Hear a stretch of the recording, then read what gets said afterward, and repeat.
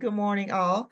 So we're going to try to bring some of the memories from the course back to the forefront of your memory, and we're going to do a little true false quiz. And you'll have a chance to respond to these quizzes. And if you can come off a mute as well to explain your answer, that would be great. And we're going to start with the first one.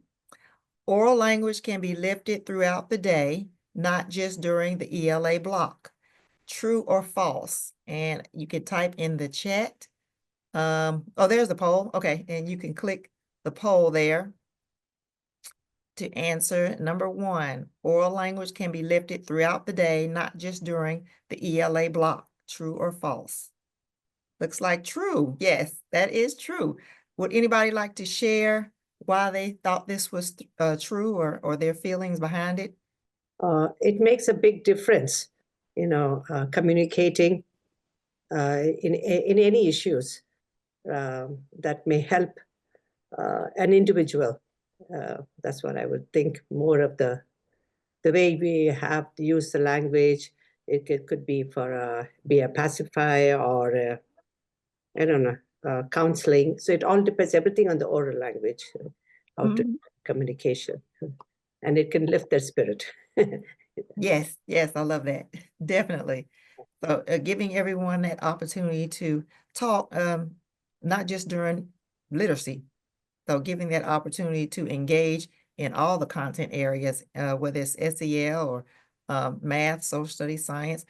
Um, we need to really tap into what our children know and allow them that opportunity to share so that we can know what they're thinking.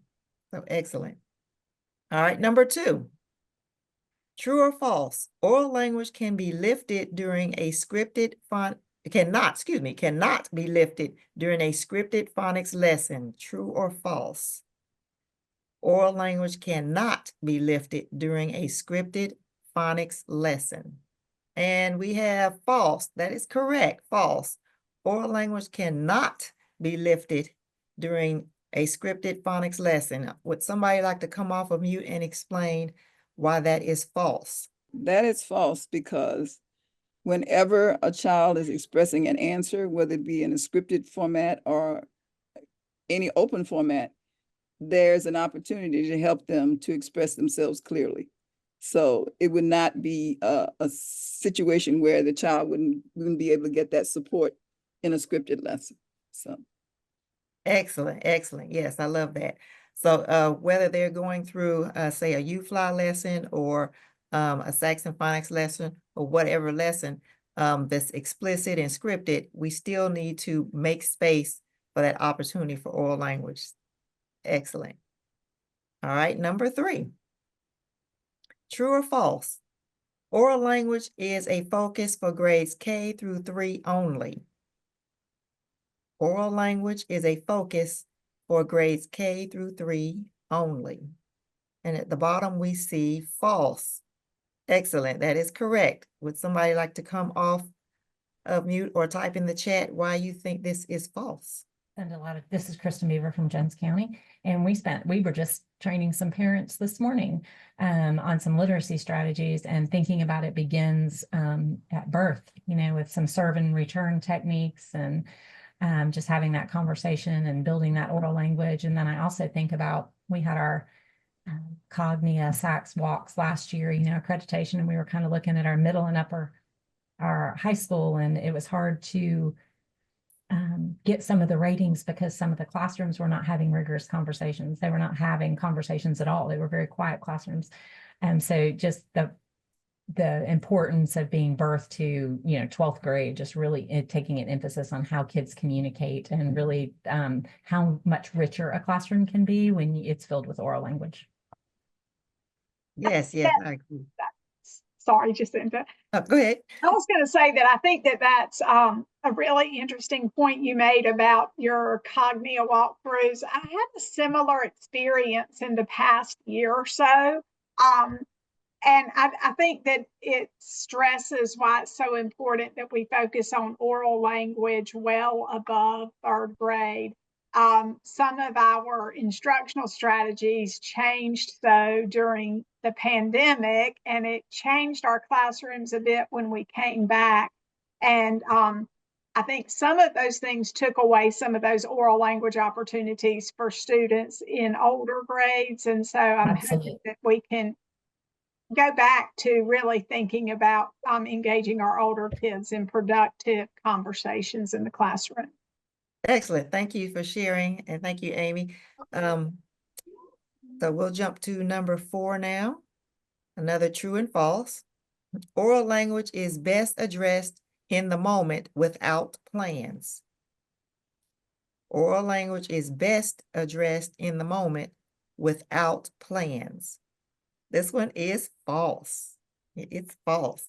Would anyone like to jump off and explain why you feel it is false? I would be excited to explain why I think that's false. Is because there are times when we can address oral language without a plan, but to really help students grow, we need to address it with a plan. And so just having the idea that you can just jump in and do something without having a plan, goal in mind, because as teachers, we are always advised to assess our students, to see where they are and see what their needs are. And once we know what their needs are, then a plan becomes necessary in order to have them achieve those goals. And so I don't think it would be the best way to operate in order to just think we can jump in and help them in the best way without a plan. So. Excellent, excellent. Yes, I agree, and passionately. I appreciate that. Wonderful, wonderful. All right, and we have one more true false question. Oral language can be a great support for multilingual or EL students. True or false? Oral language can be a great support for MLL or EL students. All right, and we have 100% saying true. Wonderful. And that is correct. Would someone like to come off of mute and talk about maybe how they've seen this has helped their MLL or EL students? Share. In Gwinnett, so we're using EL education, and part of the curriculum, they have total participation techniques. So there's these protocols that the teachers are continuously utilizing, and we received a lot of great feedback around our MLL students regarding how much more the students are able to engage in conversations with their peers, and just how they're able to have those academic conversations like around that topic. So we see the benefits, and we see the students can do it. We know that what they bring to the table is an asset, even coming from a second language home. And so, we know that this is really helping their reading skills as well in their oral language. That's wonderful. I love that. So Gwinnett has a big population of MLL. Okay. Cool. And it's great when the curriculum resource helps with the verbiage and helps teachers lift that. So that's excellent. Wonderful. Anyone else like to share from any of the true false? I'm so sorry. I don't know that it necessarily aligns, but I am so excited about oral language. I will tell you that I feel like of all the things that we've gone through, this is just the most vital for everyone to engage in. And I'm in Carrollton City, and I'm a district support. So we going back to each one of these, I can just say, yay, amen to what everyone else has said up to this point. I think two things that really triggered us, that it's not because folks are ignoring it. It's truly because they believe that they are doing it. And so maybe providing a mirror back to see at what level it's happening, and then also offering next steps to help move. And the talk ladder and the safety nets are a gift from above. We've taken those I don't know, steps, if you will. And we've created a walkthrough that we provide feedback for teachers. I started with my assistant principals and we just did walkthroughs together. So I had listed the talk ladder steps. Then I had the safety net that was correlated to each rung. And then I copied the 2 examples that were provided, the what did you do this weekend? And another was math. It was bartering or trading, to make it be a concrete example for our folks.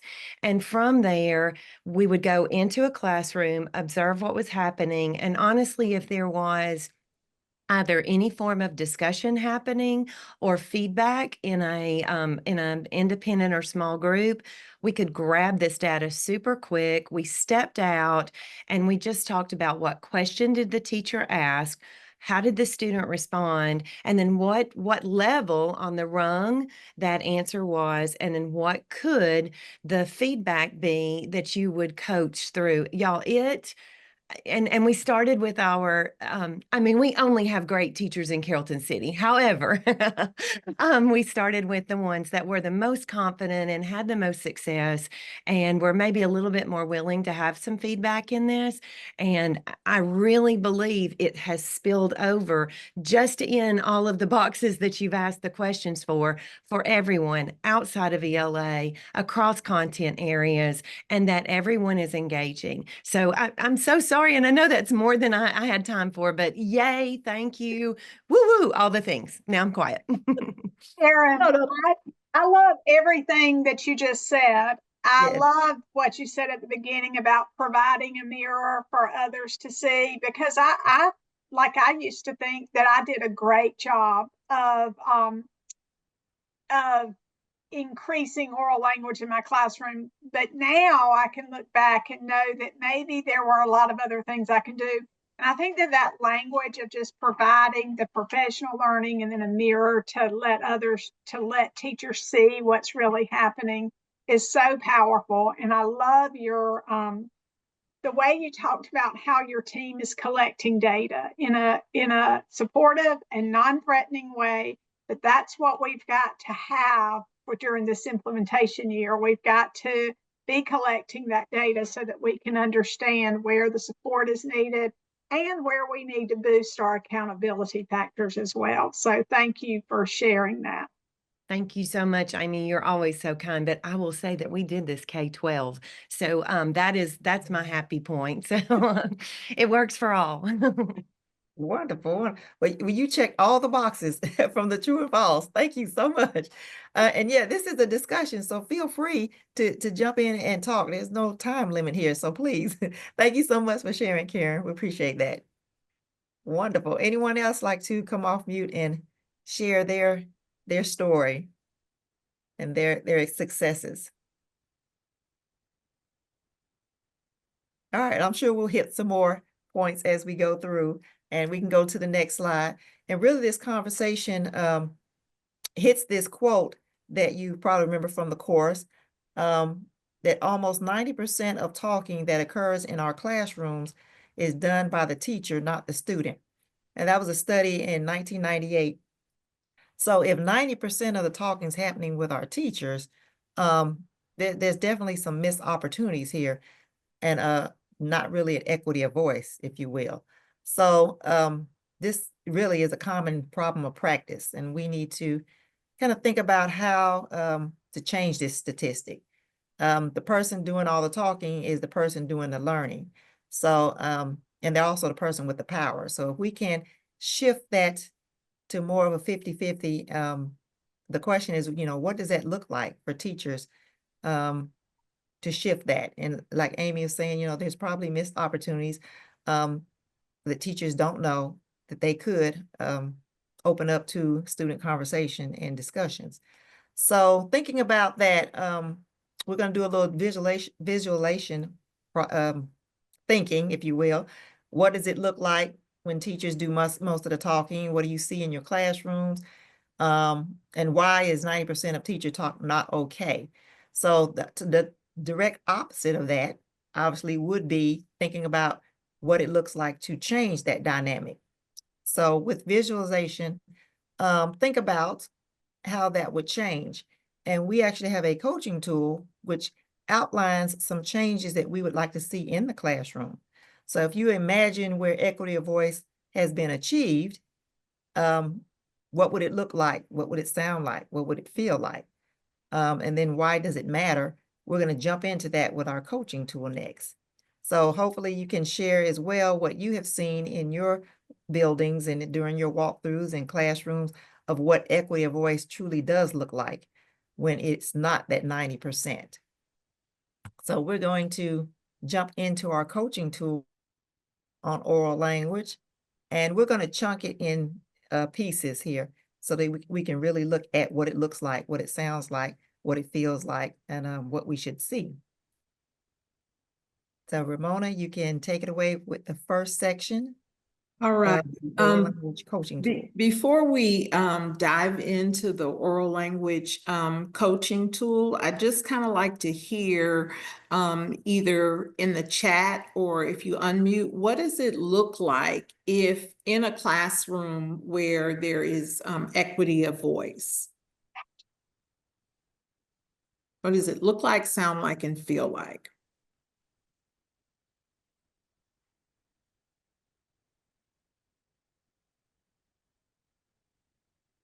I'll monitor the chat for you. It says lots of voices and smiles. Love it. Thank you, Karen. I think first of all, it's not necessarily a quiet environment.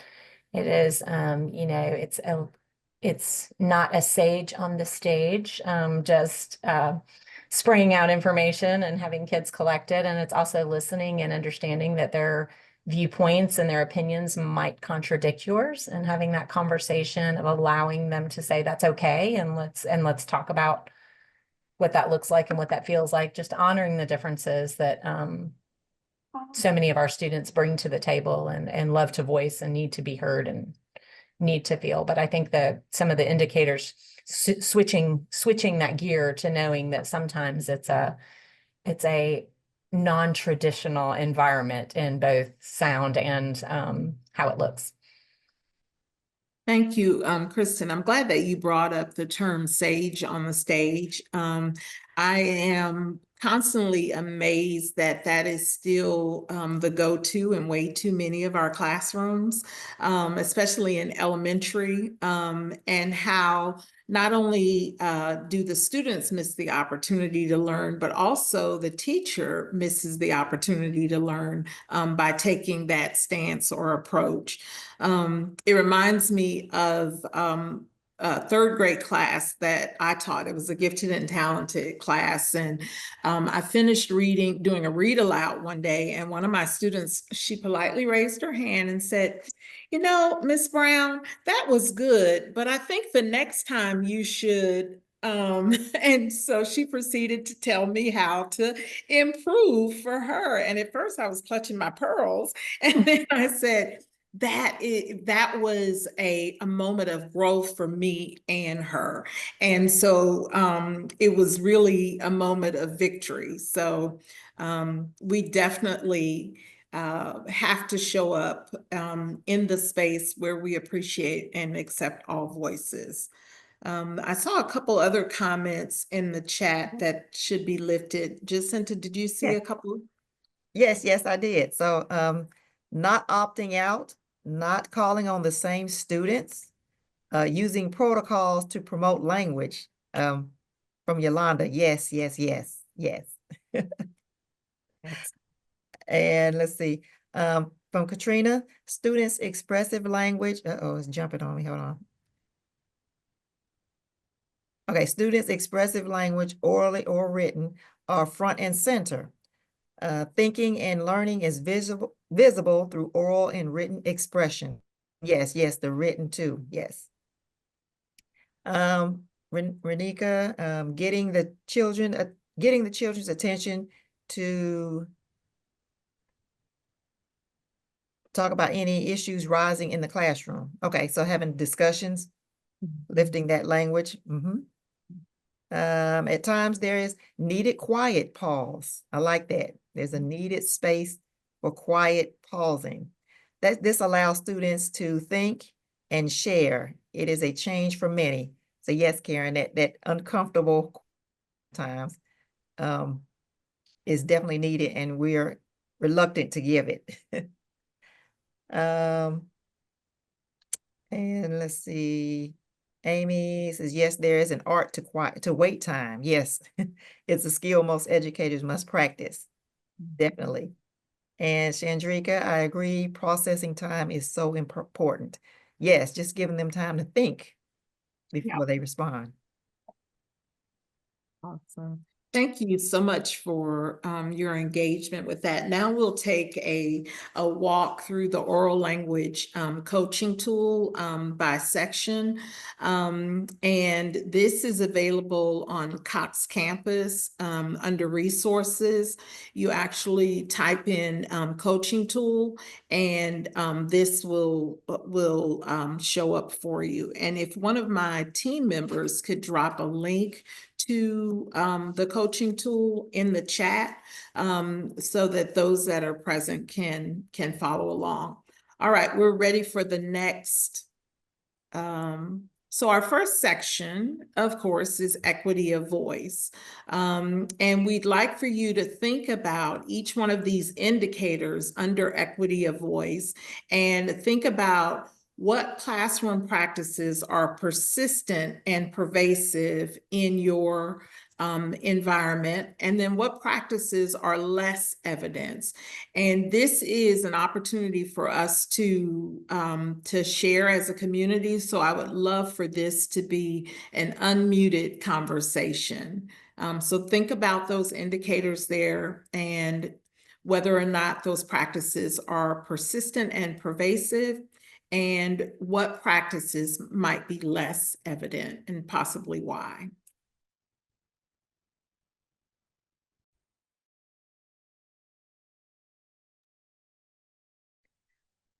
I think a challenge that we've had is with the rise in population of our students who are EL is to find ways to bring their voice in, and on or in the module where the video showed the gift that students bring. Oh my gosh. I mean, crying. We chose to share that at large, and then ask our teachers to think about ways to bring that as appropriate to their classroom, to share with their students, to talk about how important it is. And we have an amazing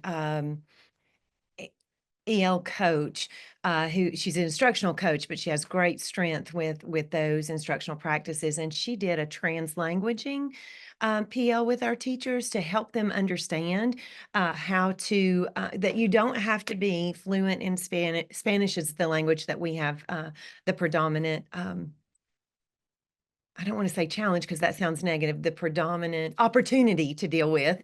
And so just finding ways to bring in and elevate our students who are bilingual in bringing that conversation about, and then also our students who are Spanish speakers, to give them a voice that in turn can be shared and translated through some of the students in the classroom. But looking for some of those key words that we as teachers can kind of prep. Someone said before, the intentional planning is critical. If I know I'm teaching toward a topic or a concept, let me just pull in some Spanish words to look for some of those cognates that I can begin to share and use. So I think we've got a long way to go there, but that is something that we're really trying to dig into. Thank you so much for sharing that. Spanish-speaking populations is one of the fastest growing segment in public education. And we simply have to equip teachers with the understanding that they don't have to learn it, but there are still ways to honor and lift up the student's native language, whatever it might be. And one of those evidence-based practices is finding those words that are cognates or common in their language, and also allowing them to share. One example that I always think about is the word bear, right? So sharing the picture and asking, what is this word in Spanish, or how would you say this at home? And allowing the students to share what they know. So thank you so much. And I love, you said you have a long way to go, but you all have a great start. It's the thinking about it and then doing something about it in response to your students. Anyone else like to share either practices that are persistent and pervasive, or practices that may be less evident?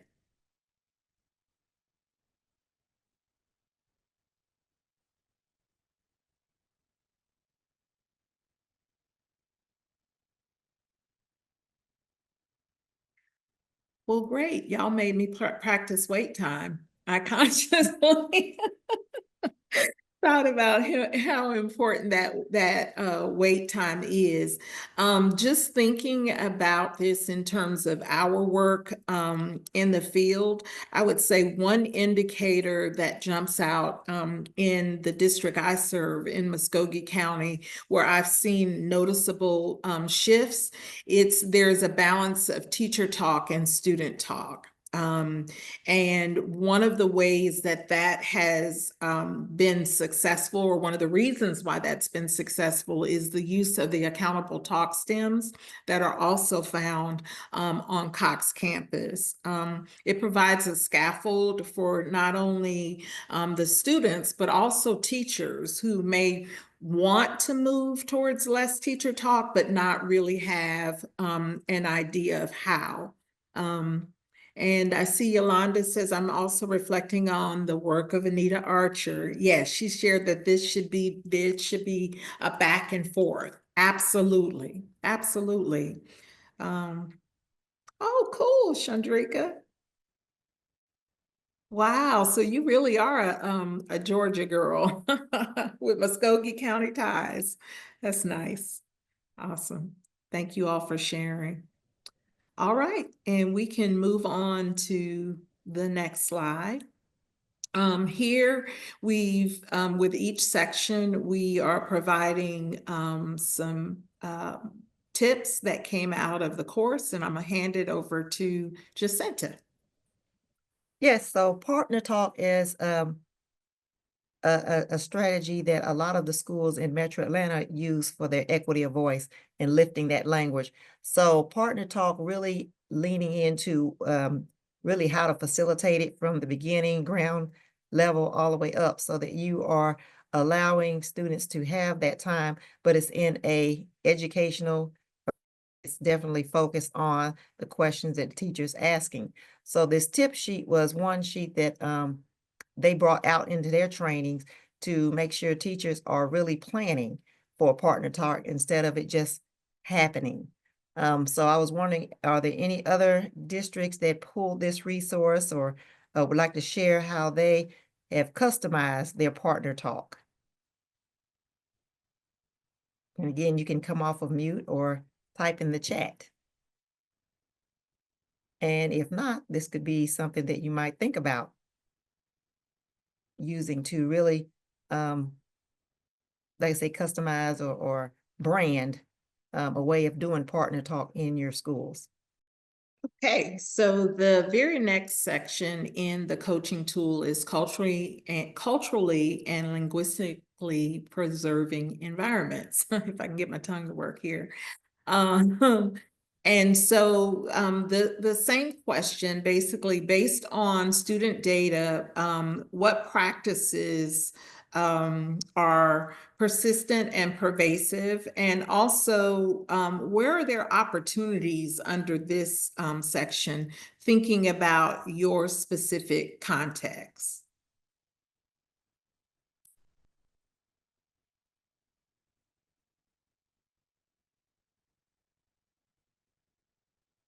All right, they use, Karen says they use the protocol of think, pair, share, and it started rolling on me. Hold on a second.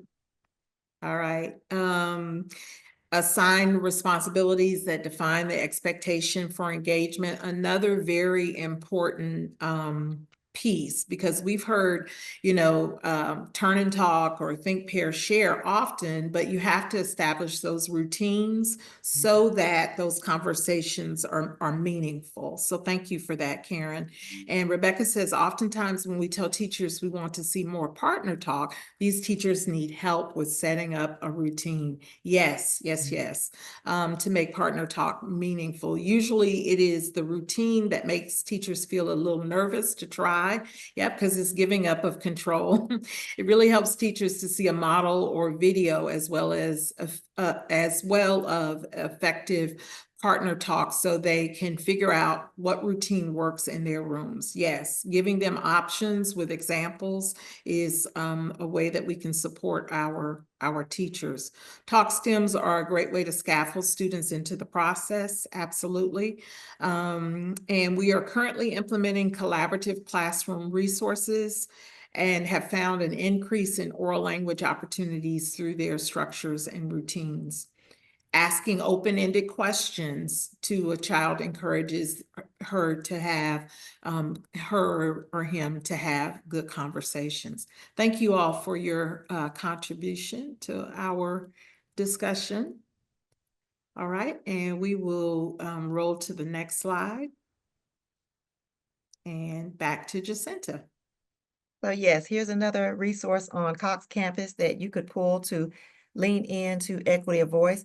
The OBLA strategy for MLLs and ELs is a strategy that you could use to make sure you are honoring the child's first language, ask questions, giving ample wait time.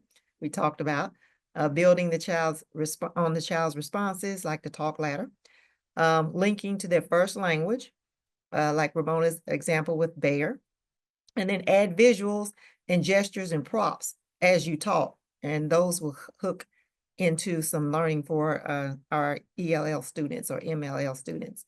So if you are interested or would like to use this strategy, this is available on Cox campus. And if you've used it, again, if you'd like to type in the chat or come off of mute and talk about how you use this strategy to gain equity of voice, please do so.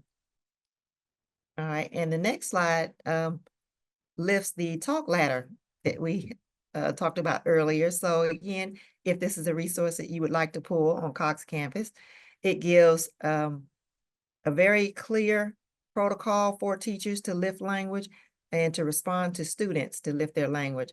And I believe Karen spoke of this as implementation and used during the walkthroughs as well to really lift those pieces in the classroom. So if you have used this or like to add this to your implementation, again, please feel free. And the accountable talk stems is on the next slide. Excuse me. And that is also another way of helping students find the verbiage and have the verbiage to have those accountable talk conversations as well as the teacher. So I have seen these front-loaded by the teacher, but also used by students so that they can start verbalizing when they're doing turn and talks and when they're doing their discussions, knowing exactly how to facilitate that conversation or carry that conversation. So the accountable talk is available on Cox campus as well. And any of these strategies that you have used in your implementation, please feel free to type in the chat or come off of mute and explain how it has changed your classroom's environment.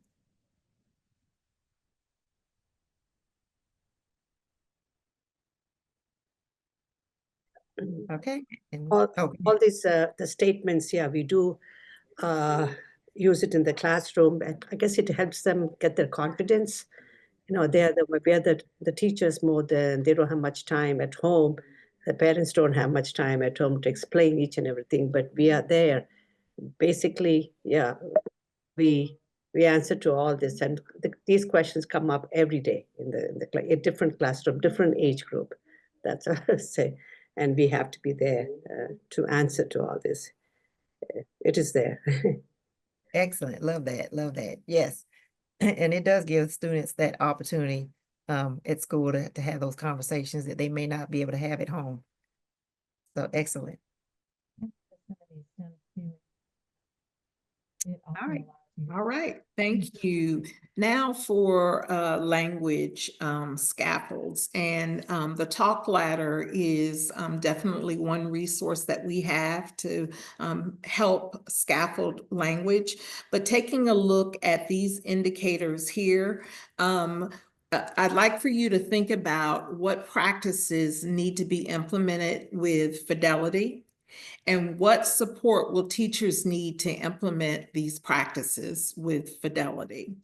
And I'll drop those 2 questions in the chat, and I'd love for you to come off mute and share and or unmute.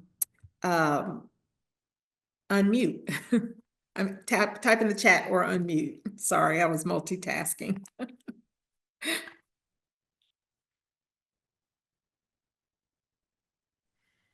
I'll share. Thank you. I believe that a lot of this will then stem into classroom management and really having a firm foundation of what your classroom community looks like, how we respect conversations, how we encourage each other. And I think probably the very first step when I'm working with a teacher is getting that classroom management foundation under control. And it sets the tone for the year of having those open conversations. And telling them that we don't live in a world of raise your hand all the time, that we have to be open and teach them to have adult conversations, respectful conversations, eye contact, listen, and responding. So I think when they're firm in their own beliefs and the routines and procedures they've set up, that naturally we see a lot more of this happen organically. Thank you so much. It helps them, train them to have crucial conversations, appreciate different perspectives. Yes, awesome. And I love that you use the word community, because very much a part of any community is the sharing and exchange of ideas. And that's done naturally through conversation. So thank you so much. Anyone else like to share? Social conversation is very important to enhance their language skills and getting to know their peers. Yes, and you can get to know a lot about your students as well by having those conversations. Something I would like to add, and I'm going to be careful in how I add it, is I don't know, everyone has been working for improvement for a long time, and we really did a little bit of reflection on what causes that needle to move. And we've provided information for teachers, and we feel like there are 3 levels of coaching that you can offer. You can do that whole group where you're giving everyone acquisition to the information. You can do a smaller group where it's a little bit more laid in with their context, or you can do that one-on-one coaching. And so something that we feel like when we look at our data, it's that response to one-on-one coaching. And so sorry, I'm going all around it, but when we think about that one-on-one coaching in regard to walkthroughs, you've established that we've laid out the expectation, we've been clear, but then looking in the classroom and seeing if it's there is a way to signify a few things. First of all, that we value the information that we've shared to the point that we're giving our time to be in the classroom to look for it. Second, that we acknowledge that teachers have so many things on their plate. And right now, with the implementation of new standard, the coming of the implementation of new standards, but things that we've brought in, phonics programs, phonemic awareness pieces that are still being manipulated. Sometimes we have to elevate our level of expectation so that teachers are able to elevate their priority of planning. And so that I feel like there's there's a balance between sharing what you expect, but then holding that accountability piece and then providing feedback. You all have done a great job in this session of every time somebody offers something, you totally take that, you restate it, you recast it, you validate for us that what we're saying is meaningful. But then there's also a little bit of a question that leaves with us a lingering thought of, okay, so how do I make that better? Or how do I reach to the next step? And I think that is, that's important for us as in what we're doing, that we don't just assume that this is going to happen, but that we kindly and carefully lay it out for folks, but then hold a little bit of that accountability piece. And I'm Thank so you. sorry. I'm going to run my No, mouth and please then don't run be away. sorry. That's how we learn. And if we are talking about facilitating that type of environment in classrooms, we need to have it across the stage in education. Professional conversation, I think, has a place. And so I appreciate you sharing what you shared. Yes, you mentioned coaching, definitely, and the importance of that one-on-one coaching. Is definitely, one of my colleagues shared that that everything rises and falls at the level of coaching. And so that is one of those implementation parts of implementation systems that we really have to take a critical look at to modify, adjust, so that it supports what we're actually asking teachers to do. So thank you so much for that. Ramona, could I just chime in here for a Please, second? Please. I love the way Karen like enumerated those three things. And one thing that I've been sharing as I have opportunities to talk about implementation with people is this idea that in education, sometimes we have an initiative and we let it happen. Sometimes we help it happen. And then other times we make it happen. And this literacy work is too important to just let it happen or help it happen. We've got to make it happen. And I think that all of those things that Karen talked about speak to that accountability and support. And I think when we think about the importance of coaching in all of this work, that is the huge support piece that we owe our teachers, I believe. And so I'm grateful that there are so many districts out there that are really leveraging coaches who are already in place to help with this work, and also the districts out there that are trying to figure that work out and how to have that support system of coaches throughout, including our Rollins coaches that go out and work directly with our schools. And so that coaching component is so important when we talk about implementation. Yes, definitely. And her bringing up the accountability and support is so crucial for the implementation piece. We can provide knowledge, and that's sort of the old model. But if we do not set clear expectations and then support teachers to get there, then all we'll have is the knowledge without action. So awesome. All right, I think we are ready for the next slide. Yes, so this is visual that's on Cox campus that we use for the components of oral language for the knowledge building piece. But I wanted to also lift this as a resource that some districts use to vet their curriculum resources to see if these areas are infused in the instruction. So this tool could be used for building your resources as well as for knowledge building. So seeing where syntax lives in your curriculum or where morphology is lifted in your curriculum so that it would help teachers to really focus on that. So feel free to come off mute or type in the chat if you have used this resource in knowledge building or to vet curriculum. And of course, this is obtainable on Cox campus. If this is something that you would like to use to make sure you are lifting the 5 components of oral language: phonology, morphology, syntax, semantics, and social communication. Excellent. Okay, next slide, please. All right, and so the last section of the tool, which we've already established in our previous conversation, is essential, is planning. And so this section lists the indicators of what you might see when there is evidence of planning.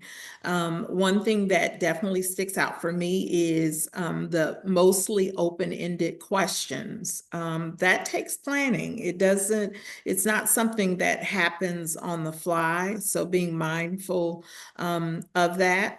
But as you look at these indicators, the question that I'd like for you to answer is, what systems or structures need to be in place in order to support sustainability, and what practices are secure that should be scaled? So we're talking about systems and structures from the lens of sustainability, and then also practices that are secure to be scaled. And I've dropped those 2 questions in the chat. Please feel free to come off mute and share your thoughts, either around those questions or your experience. I think it's always important to be intentional. I think when we're thinking about data, using assessments, to support students and to enhance their oral language skills. So I think it goes back to like being intentional. And I think it is important to have a plan. Absolutely. Thank you. Okay. I think we are safe to move on. I was waiting for that chat to at least light up, but I think we'll move on. Back to you, Jacinta. Okay, definitely. So PAT strategy, it was one of the ones on that previous slide where you are intentionally planning to have those conversations that include your students and your children into the discussions. So PAT strategy, P for point. This is lifting vocabulary. So point to illustration in the book, for example, that matches that vocabulary word. A is for act. Act out any words that you see in the text that could be used for facial expressions or through some type of action, acting it out for students to learn that vocabulary word. And T is tell. So just tell the meaning of the word instead of calling on hands and getting several incorrect responses. Just go ahead and tell them the vocabulary definition and of that word. So the PAT strategy may be something you lifted. One of my schools leaned heavily on this strategy and plan to have the PAT strategy live in not just their ELA block, but their math during their math terms, social studies, and science during those vocabulary incidences. So whenever the PAT strategy could be lifted, they did. So if this is something that you plan ahead of time for whichever content course, that would be great. But also understanding that it takes planning. You can't just lift PAT off the cuff. So they kind of put PAT into their collaborative planning discussions and in their lesson plans. So they would stamp how it's used and make sure they have those resources available. For example, the illustrations are already pulled so that they know what word they're going to focus on and what illustrations they're going to pull out. So just being real conscious and attentive when it comes to planning the different pieces. So again, if you use this strategy and you would like to come off of mute and tell us how you used it in your school or in your district, please do. Or you can type in the chat, or if this is something you'd like to lift, it is definitely on Cox campus for you to lift this strategy as well. Okay, in my school, I think for preschoolers, I did CAPS for Sale. Yes. Yes, and I read the book, and then the children can act out, pointing to the different color of hats, and they're acting it out at the same time using the vocabulary. And the children also learn the definition of what the sale, the caps for sale. Yeah. He's selling how many, and the monkey. So it's more of acting out and using the language that. So that- Yeah. Excellent. That was a great book to pull that. So planning and finding that excellent book that matches this is excellent. Yes. Thank you for sharing. Appreciate that. All right. So next we have an opportunity to have a group discussion. And instead of typing in the chat, we would like some lively conversations here. So with the group discussion, please feel free to unmute and share your thoughts. This is going to be based around our real life scenario. So we'll go to the next slide. And this is a real life scenario that we would like you to step into this principal's shoes and talk about how you would address this problem of practice. So this is the scenario. A school principal noticed the turn and talk strategy, which was rolled out in collaborative planning, was not effective in creating a balance of teacher and student talk. She noticed that the students were not taking turns, not listening to each other, not speaking on the topic, and arguing over who their partners were throughout the entire turn and talk time. The principal also received feedback from the teachers about turn and talk times being chaotic and useless. How would you address this issue? So take a few moments to think about how you as a principal would attack this problem of practice.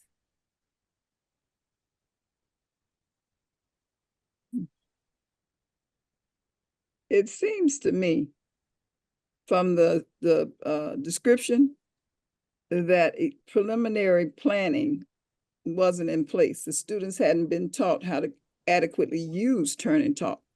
Mhm. They had to understand what their role was and how to implement this strategy. So if that doesn't happen, and I'm an older person, and I know for sure if you don't teach what it is you expect, what you expect is not going to happen. So I've had this experience recently, and you have to stop and have children understand how to respect each other. You know, who's talking when one person is talking, what are the rest of us doing?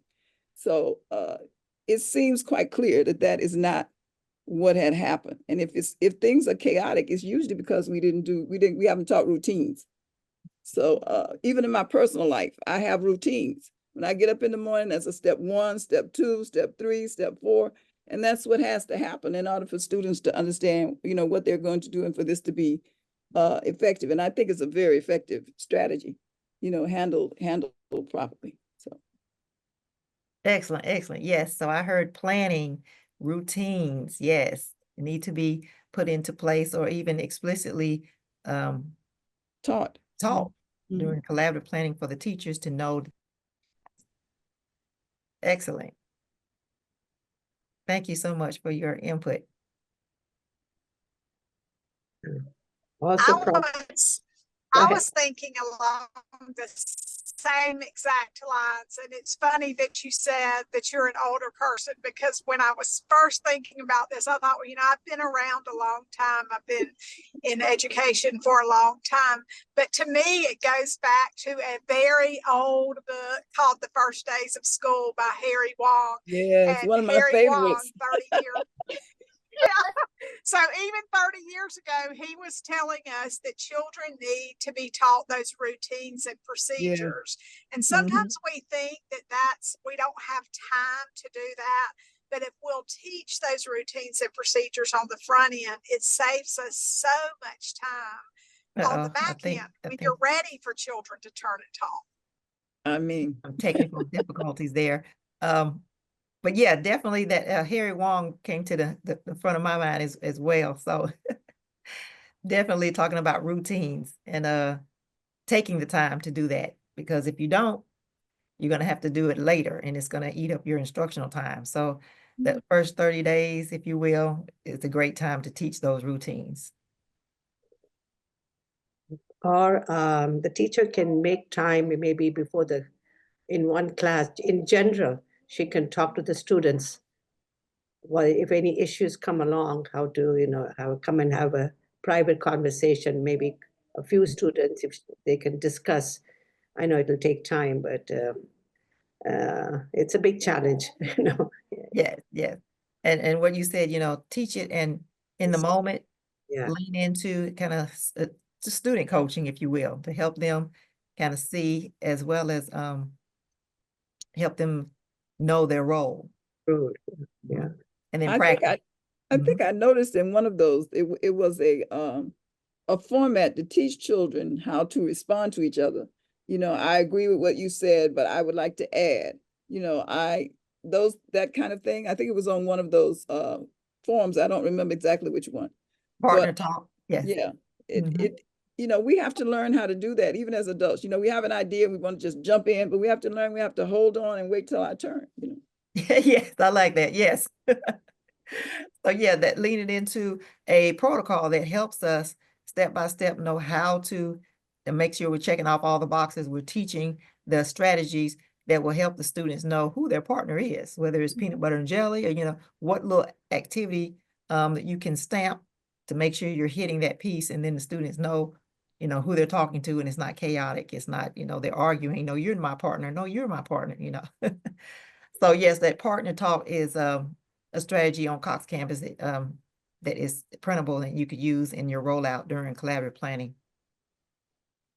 Something else that I've noticed in classrooms that I've observed that is also as much of a trouble spot is when those routines are not put in place where they know what the expectation of the conversation is and who their partners are. Sometimes the child that is shy may just sit through the whole turn and talk and miss out on the learning and an opportunity to express themselves.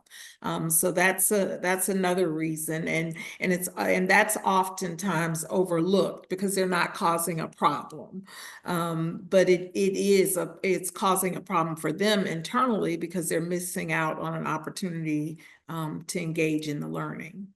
Mhm. Yes, great point, Ramona. May I add, that's extremely common here in California. We have a large population of emerging bilingual students, and they will often be the quiet, well-behaved student, and so they're often overlooked. So you have to be intentional about how you're providing feedback to the turn and top opportunities to make sure everyone is getting the opportunity to collaborate or, have their voice heard in those moments, especially for them as we're supporting them with learning the language and utilizing the language in the classroom setting. Thank you. Yes. Absolutely. I've seen that recently, as a matter of fact, and yeah, it can often go undetected. So that goes back to the intentionality of planning and establishing those routines that we've shared so far. All right, I think we can go to, I just wanted to say that share in the chat, Yolanda said, I agree, as a new teacher, turn and talk was chaotic for me because I did not teach the routines.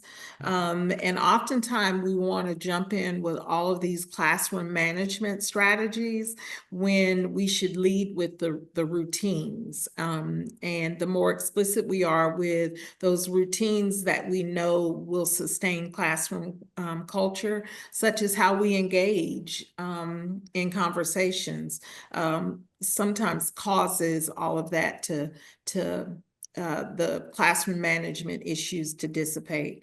And then Rebecca says that it's typically a very cultural thing to stay quiet. So giving permission to students to meaningfully talk is so important. So English language speakers typically are not taught to verbalize their thoughts. It's more culturally acceptable, I think she's saying, to stay quiet. And by us facilitating those environments where oral language is a part of learning, then we give them permission. So thank you for that. All right.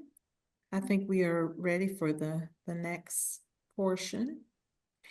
Here is a reflection process that I would love for you to think about all of the sections in the oral language tool and what it takes to effectively implement oral language practices in the classroom.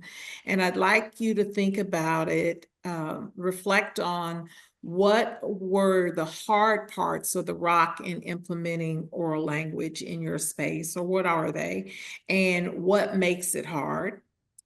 And then what should be written down on paper. And with that part, it's thinking about what needs to be set as the expectations within your context, be it classroom, building, school building, or district. What needs to be written down so that everybody is on the same page? And then if you would expound on or explain your choice in that answer. And then the last one is, what practice do you feel should be cut out or removed? So what practices in your classrooms do you see that maybe impede the progress of implementing oral language, or counterproductive for facilitating a culture where oral language thrives? And then just what are some justifications for your answer? So we're going to ask you to either unmute and share one or all of these reflections, or please feel free to use the chat as well. So we'll give a few minutes for you to gather your thoughts around those. So I just kicked us off by typing in something that I've seen as a trend in different spaces. And it's really in regards to most things, but time always comes up as a barrier or a rock, if you will. And the reason why that comes up is because of all the things, all the expectations that teachers have on them. And so that makes it the hardest part to change, because we can't manufacture more time. However, we can restructure how we use it. And Renuka shares getting to a difficult child who simply will not give support. Oh, okay. Renuka, can you expound on that a little bit? Getting through to a difficult child who...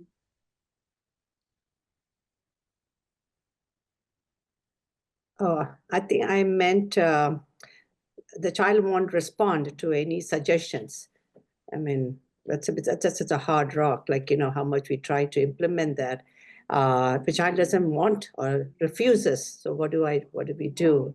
It's like you're hitting against a wall, like a... I don't know if that's the right answer. I don't know. Oral language, I mean. Yeah, it makes me think about what the teacher might know or not know about the student, because oftentimes if we rely on what we know about the student, then we can usually find the lever, if you will, to ease them into what our expectations are. And I think about that from the experience of working one-on-one with a child who had a lot of difficulties. And I found that that if I promised her a picnic lunch at the end of the week, I could get her to do just about anything. And it was that opportunity for her and I to sit one-on-one over lunch, basically, that did the trick. But I had to talk to her and get to know her in order to uncover that. So that's what I would offer. I would love anyone else to share their suggestions. Yolanda said she loves this reflection. We should cut out calling on students one at a time. Yes. This approach does not promote voice equity.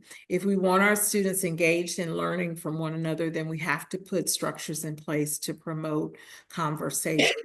Is there anyone that would like to share structures that they've put in place in order to sort of dismantle or get rid of the calling on one student at a time? Okay, if you think about it, drop it in the chat. Someone mentioned in our conversation the total participation protocols. I've seen that. Whole brain teaching is another strategy where I've used in the classroom, where it's a call and response type of structure, and that was really successful. Let's see, Katrina offers something to cut is excessive teacher talk and not respecting the language students are loved in. Absolutely. Yeah, because if you're in a classroom where the teacher talks all the time, it becomes easy for you to stay silent. And then that might turn into reluctance. And then Sarah offers call responses for shorter, quick responses, turn and tell, share your answer with a partner, not a full conversation. Awesome. Yes. Thumbs up for when all students are ready. Yep. Thumbs up. One of the talk stems is agree or disagree, which can be done silently through thumbs up or thumbs down. And then you encourage students to expound on their thinking as a way to give them access to the conversation.